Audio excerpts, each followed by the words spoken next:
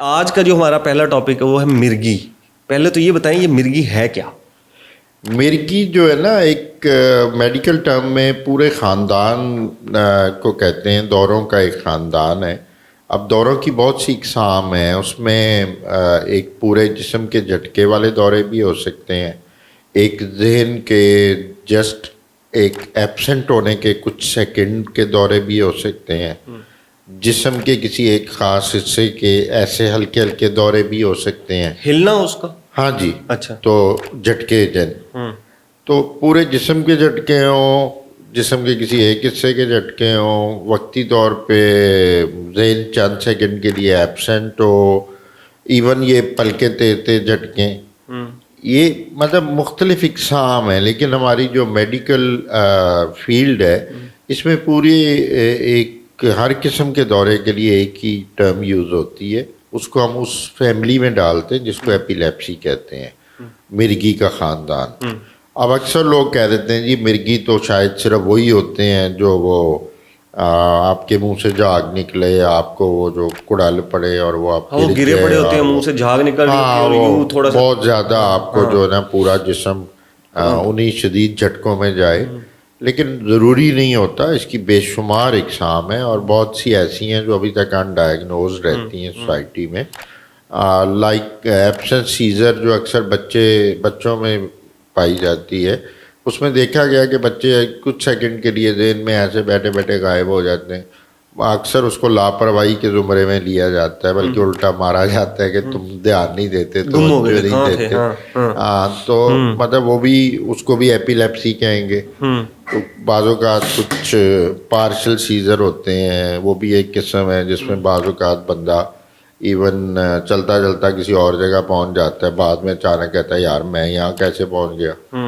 تو اس کی بہت سی اقسام ہیں. ایبسنٹ آف مائنڈ, ہاں مطلب وہ بھی ہوتا ہے. اس میں پھر کچھ دوروں میں بندے کا کانشیس بالکل بے ہوشی والا اسٹیٹ ہو جاتا ہے, کچھ میں نہیں بھی ہوتا. اور اسی طرح جو جسم کے کسی ایک بازو کا بھی جھٹکے آ سکتے ہیں, سوتے میں آ سکتے ہیں, جاگتے میں آ سکتے ہیں. کچھ نوکٹرنل سیزر ہوتے ہیں جو صرف سوتے میں ہوتے ہیں, جاگتے میں نہیں ہوتے. اور اس کی بہت ویرائٹی ہے.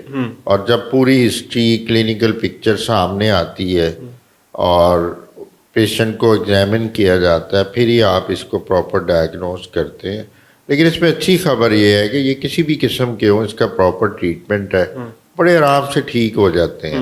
دو یہ بہت کامن ہو رہی ہے ڈے بائی ڈے, لیکن یہ کہ علاج سے بہت بہتر ہو جاتی ہے. اس میں پرسنالٹی بھی چینجز آ جاتی ہیں, اس میں غصہ بڑھ جاتا ہے. اس کا وقتی تدارک نہ کریں تو آپ کی میموری خراب ہو جاتی ہے, آپ کے مزاج پہ اثرات آتے ہیں. اس میں بعض اوقات شک و شبہات آ جاتے ہیں. اس میں یہ بھی ہوتا ہے کہ غصے کے اٹیک بہت ہوتے ہیں. کچھ دورے ہیں جن کو ٹیمپورل لوب ایپیلیپسیز کہتے ہیں, وہ بھی مرگی میں آتے ہیں. ہاں اس میں صرف غصے کا اٹیک ہوتا ہے. اچھا. اور بندہ بے ہوش بھی نہیں ہوتا, جھٹکے بھی نہیں لگتے, لیکن بلا وجہ آپ کو اچانک اتنا شدید غصہ آتا ہے, آپ اس میں بہت حد تک جو ہے نا اگریسو اسٹیپس لے لیتے ہیں. تو اس کو بھی ڈائگنوز کریں ان پرووکڈ اگریشن کو, تو آپ کو پتہ چلتا ہے کہ جی ان کو ٹی ایل ای ہے. تو اس کو بھی دوائی دیں تو اس کی پرسنالٹی کا وہ ایلیمنٹ آپ بڑا اچھا کور کر سکتے ہیں. ڈاکٹر صاحب یہ جو مرگی ہے یہ آپ نے اتنی ڈیٹیل میں بتایا ہے, یہ ہوتی کیوں ہے؟ اب دیکھیں بہت ساری جو بیماریاں خاص طور پہ ہمارے شعبے میں سائیکیٹری میں, نیورولوجی میں, میڈیسن میں ابھی تک پن پوائنٹ ریزنس نہیں پتہ ابھی تک. لیکن بہت سارے فیکٹرز جو کنٹریبیوٹ کرتے ہیں اس میں زیادہ یہی ہے کہ یہ جینیٹک ہو سکتی ہے, کوئی نہ کوئی brain insult, any brain insult. اب وہ پریگنینسی کے دوران ہو سکتی ہے, بچہ جب ماں کے پیٹ میں ہوتا ہے, کچھ دوائیاں کھا لی, کوئی انفیکشن ہو گئی, کوئی انجری ہو گئی, اس کی نیوٹریشن صحیح نہیں تھی ماں کی, اس کو ڈائبٹیز تھی ان کنٹرول, وٹ ایور. پریگنینسی کے بعد ڈیلیوری کے دوران بچے کی پیدائش پہ ہو گئی, ان ٹرینڈ پرسنل جو ہے اس کی پیدائش اس کے ہاتھوں ہوئی, ہاسپٹل میں نہیں ہوئی. پھر پیدا ہوتے ہی اس کو اگر کوئی اے سیپٹک اور انفیکشن سے فری انوائرمنٹ نہیں ملا، آکسیجن نہیں ملی وقتی طور پہ، اگر اس کے سانس میں کوئی بلاکٹ تھی یا وہ بھی میل نیوٹریشن تھا، پھر بچپن کے کوئی فیور ہے، خاص طور پہ جن کو میننجائٹس ہوتا ہے، گردن توڑ بخار ہو جاتے ہیں بچپن میں، ان میں اکثر یہ دورے بعد میں عمر کے کسی حصے میں ظاہر ہوتے ہیں۔ تو اینی برین انسلٹ جو برین کو کسی بھی طرح ڈیمیج کرے، وہ بعد میں کسی بھی عمر کے حصے میں دوروں کا باعث بن سکتی ہے۔ اب وہ پن پوائنٹ نہیں ہو سکتا کہ یہ کس وجہ سے یہ نہیں، برین انسلٹ کب ہوئی وہ نہیں پتہ لگ سکتا، وہ لگ سکتا ہے، کچھ کیسز میں لگ سکتا ہے کہ جی ہیڈ انجری ہوئی، پھر فیملی میں بھی نہیں تھا، جینیٹک بھی ہسٹری نہیں ہے، اور یہ فلاں روڈ ایکسیڈنٹ ہوا تھا 6 سال پہلے اور 10 سال بعد جا کے دورے بننے شروع ہو گئے۔ مطلب آپ یہ کہہ رہے ہیں کہ اگر انسیڈنٹ آج ہوا ہے تو یہ ضروری نہیں ہے کہ آج یا 2 ہفتے کے بعد آپ کو مرگی کے دورے شروع ہو جائیں، آپ کو 10 سال بعد بھی ہو سکتے ہیں۔ یہ بعد میں بھی ہو سکتے ہیں۔ یہ برین کے جو کیمیکلز ہیں ان کی ہیر پھیر ہے؟ نہیں، یہ الیکٹریکل ایکٹیویٹی ہوتی ہے جو برین کی، بیسکلی یہ جیسے آپ اس کو اگر ہم میڈیکل ٹرمز کے علاوہ سادہ لفظوں میں اگر بیان، جیسے اسپارک ہوتا ہے نا 2 تاروں میں، اس طرح سے لے لیں۔ اوکے، تو الیکٹریکل ایکٹیویٹی میں اس کے ایک ڈسچارج ہو جاتا ہے اور اسپارک ہو جاتا ہے۔ وہ جب اسپارک ہوتا ہے تو آپ کی جو پوری باڈی ہے اس میں اس الیکٹریکل ڈسچارج کے اثرات آتے ہیں، وہ جھٹکے کی صورت میں آ سکتے ہیں، وہ موڈ کی صورت میں آ سکتے ہیں۔ تو وہ میڈیسن یا ٹریٹمنٹ سے اس کو پھر جو ہے نا سمجھ لیں انسولیشن ہو جاتی ہے، تو وہ اسپارک روک دیا جاتا ہے۔ ہاں البتہ کچھ سیکنڈری ایپیلیپسیز ہوتی ہیں برین انسلٹ کے لیے، جس کو ہم کہتے ہیں کہ جی یہ کوئی جیسے برین میں کوئی پریشر پڑ گیا ہے، کوئی پانی اکٹھا ہو گیا ہے، کوئی ایکسیڈنٹ کے بعد کوئی خون اکٹھا ہو گیا، اس سے بن گئے دورے، یا کوئی رسولی آ گئی، ٹیومر آ گیا، اس نے برین کے اندر پریشر ڈالنا شروع کیا سائز سے، تو اس سے بھی بننے شروع ہو جائے۔ مطلب any brain insult can cause. Proper treatment ہے کہ وہ بالکل ٹھیک سے ہو جائے گا یا سم ہاؤ ٹھیک ہو جائے گا؟ وہ دیکھیں، شروع میں اگر آپ چلے جاتے ہیں، کسی سے رجوع کرتے ہیں اور دوائی لیتے ہیں تو پراپر ٹریٹمنٹ ہے۔ In most of the cases اگر آپ ایک مقررہ مدت تک ڈاکٹر کی ہدایت کے مطابق دوائی لیتے ہیں تو بعد میں اس کی مطابق آپ چھوڑ بھی دیتے ہیں تو موسٹلی لوگ ساری عمر ٹھیک بھی رہتے ہیں، اچھا کیور ہو جاتا ہے۔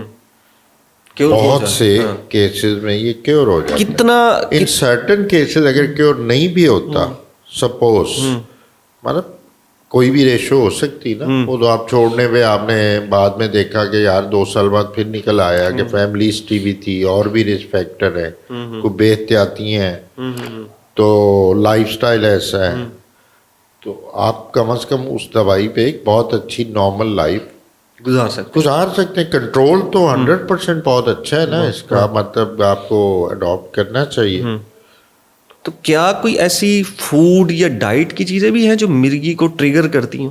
ہاں، ٹریگرنگ فیکٹر تو دیکھیں ہم ہر بیماری کے ہوتے ہیں، لیکن اگر آپ کہیں جی خوراک سے اس کا علاج اور وہ ان چیزوں میں، تو وہ نہیں ہے، وہ نہیں ہے۔ وہ نہیں۔ ہاں، ٹریگرنگ فیکٹرز تو ہر فوڈ، جیسے اب جس کو بلڈ پریشر ہے اس کے لیے الگ چارٹ ہے، اس کے لیے الگ چارٹ ہے، تو اس میں بھی ہیں کچھ بی پروٹین سے یہ ٹریگر ہوتا ہے۔ اچھا، کیفین کنٹیننگ فوڈز ہیں لائک چاکلیٹ اور کوک، پیپسی وغیرہ، ان سے ٹریگر ہوتا ہے۔ پھر ہر بندے کی اپنی اپنی جو کچھ الرجی والی چیزیں ہیں، کچھ لوگ کہتے ہیں کہ ان کو جو ہے نا وہ ایکسیس آف رائس انٹیک سے بھی ہوتا ہے، لیکن جو ابھی تک کامن ہے وہ یہی ہے، بی پروٹینز ہیں اور کیفین والی کچھ چیزیں ہیں۔ سلیپ ڈیپریویشن سے ہوتا ہے، ہائی گریڈ فیور سے ہوتا ہے، نیند کم لے رہے ہیں تو اس سے بھی ہوگا، اس سے بھی ہوگا۔ مطلب احتیاط سے اگر وہ دوائی کھائیں تو وہ بالکل عام بندوں کی طرح لائف گزارتے ہیں۔ اب ہمارے ہاں ایک ڈاکٹر صاحب یہ ہوتا ہے کہ مرغی کے اگر کسی کو دوڑے پڑ رہے ہیں تو ہم 1-2 سال تو اس کو ویسے ہی کھینچ جاتے ہیں، وہ یا دکھا دیں گے، مطلب وہ یا دکھا دیں گے ڈاکٹر کو 1 ہی پڑا ہے، 2 ہی پڑے ہیں، 5 ہی پڑے ہیں۔ تو اس کا نقصان کتنا ہو سکتا ہے کہ اگر آپ اس کا پراپر ٹریٹمنٹ نہ کریں تو یہ کتنا ڈینجرس ہو سکتا ہے؟ دیکھیں، یہ ہماری اپروچ ہی غلط ہے نا سوسائٹی میں، اگر ہے جیسے آپ کہہ رہے ہیں کوئی بھی ڈیزیز اس کو اگر آپ کچھ بھی عرصہ لمبا کھینچیں گے تو وہ کمپلیکیٹ ہوگی. صرف مرگی نہیں، کوئی بھی بیماری اس کو ان ٹریٹڈ نہیں چھوڑنا چاہیے. اگر مرگی کی بات کرے تو اس کا بھی اسی طرح بہت زیادہ نقصان ہے. جتنی پرانی ہوتی جائے گی اس کی بہتر ہونے کے چانس کم ہوتے جاتے ہیں. پلس ہر ایک دورے میں آپ کے برین سیلز کی ڈیتھ ہوتی ہے بے شمار، جو کہ دوبارہ ریجنریٹ نہیں ہوتے. آپ کی میموری پہ افیکٹ، برین ویک ہوتا جاتا ہے. یس، میموری پہ افیکٹ ہوتا ہے. آپ کی برداشت کم ہوتی ہے. پھر خدا نہ خواستہ کسی ایسی جگہ پڑے، لائف تھریٹنگ ایشو ہے. آپ ڈرائیو کر رہے ہیں، آپ کو دورہ پڑ جائے، آپ کا ایکسیڈنٹ ہو جائے، اللہ نہ کرے، کسی اور خطرناک جگہ جیسے خواتین ہیں وہ ہانڈی روٹی کرتی ہیں، کو آگ میں بے شمار کیسز آتے ہیں، پوری جل گئی. کسی آپ وہ سوئمنگ کر رہے ہیں اس میں پڑ جائے، مطلب کسی بھی اور مشینوں پہ کام کرتے ہیں لوگ، کھراد پہ کام کرتے ہیں. تو یہ تو بالکل بھی ان ٹریٹڈ نہیں چھوڑنا چاہیے. مرگی کا جو پیشنٹ ہے کیا وہ دوسرے کے لیے بھی خطرناک ہے؟ نہیں، دوسرے کی طرح اگر آپ وہ کہہ رہے ہیں کہ لگنے والی بیماری ہے، ایسا تو بالکل نہیں ہے. لگنے والی بھی، اور دوسرا کہ اس کو مرگی کے دورے اس ایکسٹینٹ تک پڑنے لگ جائیں کہ وہ دوسرے کو نقصان پہنچانے کی کوشش کرے. نہیں، ایسا ویری ویری ریئر. اگر آپ سمجھیں کوئی ایسا مطلب غصے کے اٹیک میں وہ کسی کو کچھ مار دے، ہاتھا پائی ہو جائے، اس کے ٹیمپرامنٹ، اس کے موڈز، جیسے عام بندے دوسرے کے لیے غصے میں لڑ پڑتے ہیں، تو اس حد تک ہے، ورنہ نہیں ہے. ایسا کوئی ڈینجرس بندہ نہیں ہوتا مرگی والا.